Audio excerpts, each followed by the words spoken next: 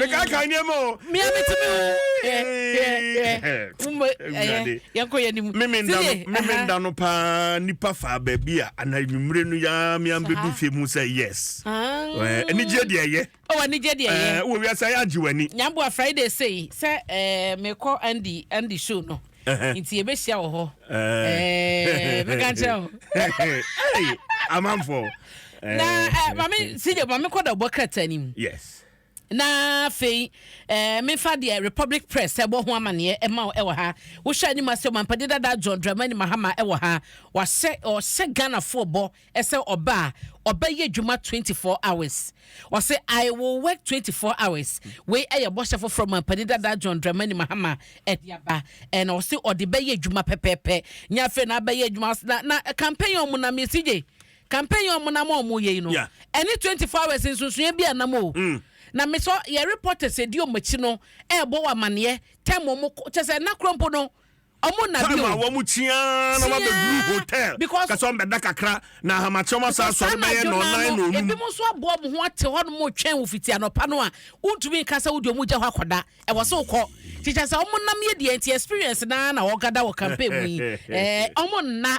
obi de ka ye na o ye na ye gira 24/7 no man padi da John Dramani Mahama e ka so ono ba obeye adwuma 24/7 na eno chi so no obehwa se fan ye ene pepepe ye ebeye adwuma wo se Ghana fonya ne mugidie ne resemu e so oba enema nyina nyema enkoyie sikasama asai ne nyina no obehwe na watoto ne ye ama Ghana akonanim ne sama wode atudwa eno no eno chi so no Republic Press anim ha ya no sije ebo amane ya mamefa ayi Central Region Central nano memenda and ye me news mo na mane ne baye na ne pese ye confirm free reporter ne nchen se ye wonim se police ni baako na nipa mienu na oma prepra ewo eye dunkwa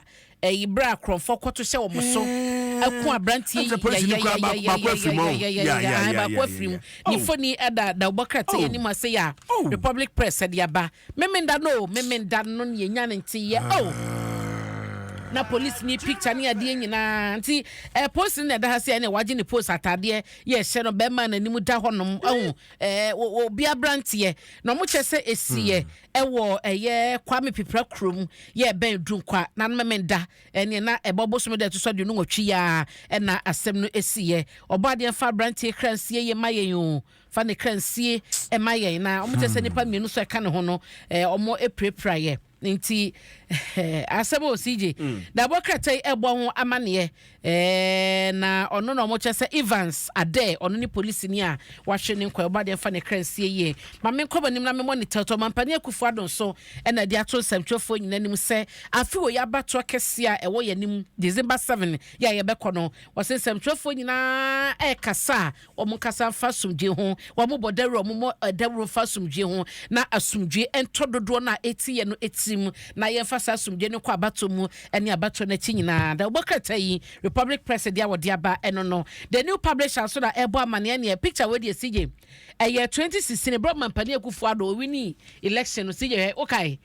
ne mama yi nyina sa like eko ye na two ko congratulate no eno na the new publisher dia to ene da ha CJ na unse over the weekend no se bia de na mo wie ma ono aboko eye samokuju tabla kwa e ka ye chese o mampani akufu ado ne mama ya no kra no nyina o mo ye galamsey ena wodi adwumako no edin etuma na eno no eye elite na eno ena nkata ya omanyi ye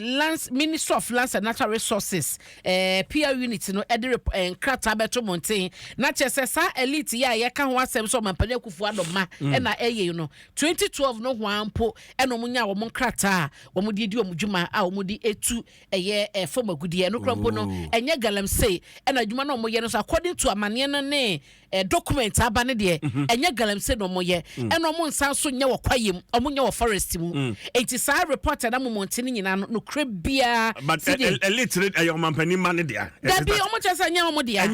dabi okay o se nya omo dia eno ene report no enti eno ni enchemu adobokata ediaba no omo chese we no kra no 25 July 2008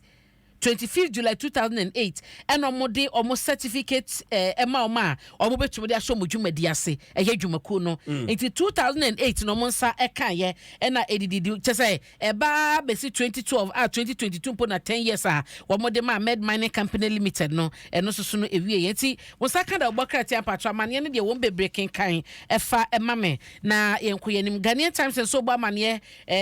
overall GJ Journalist of the Year Edward Adati me kaibra na mo yi bi no nam ne nyina na wo yi bi sabre no enti edi na onya GJ Journalist of the Year ya da obokrati ebo ho amane multimedia so ya sesa pa multimedia so asesa pa congratulations to Multimedia Group Limited PM Express Best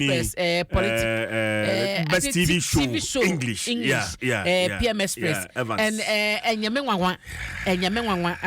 Evans 9 to 10 p.m. no say hone de obi a wo Ghana bia nim say sa bele de I don't miss it. I don't miss it either. Enti congratulations enti no team no and come Evans ni team Sarah Mensah Evans just say crew ni nyina mo ni adwuma